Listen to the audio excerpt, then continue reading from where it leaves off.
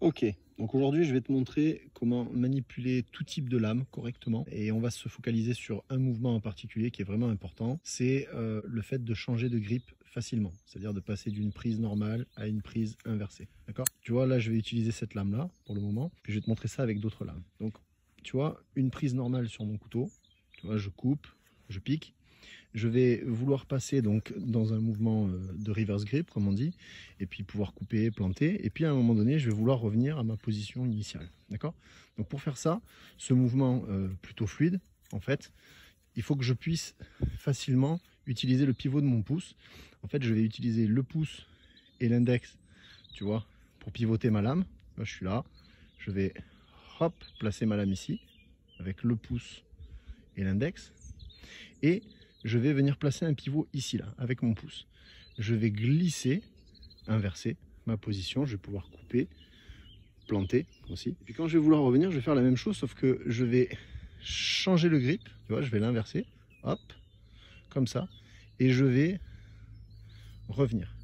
Et puis, je reprends mon grip normal. Donc ça, je peux le faire dans un geste fluide, tu vois, pour pouvoir cacher le mouvement. Tu vois, je suis en prise normale, je coupe, et puis tout d'un coup, hop, je change, tac, tac, tac, je plante, et puis hop, je reviens, d'accord? Ça, c'est avec une lame, je dirais, normale, classique.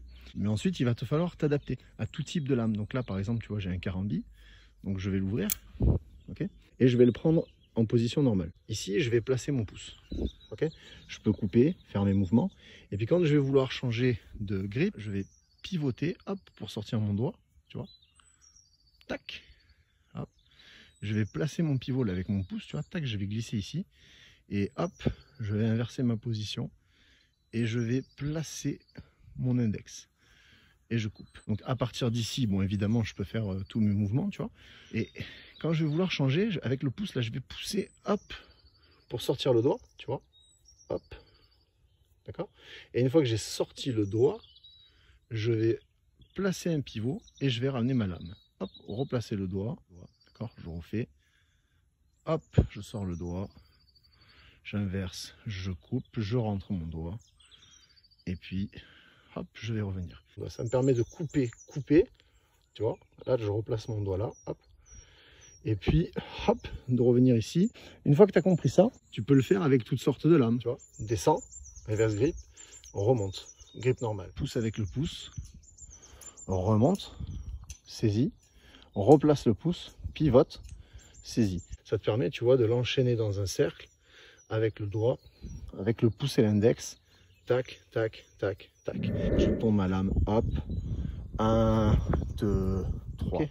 1, 2, 3, 4, 5, 6, ou 1, 2, 3, tchac, revient, tchoc, tchoc, tchoc, tchoc.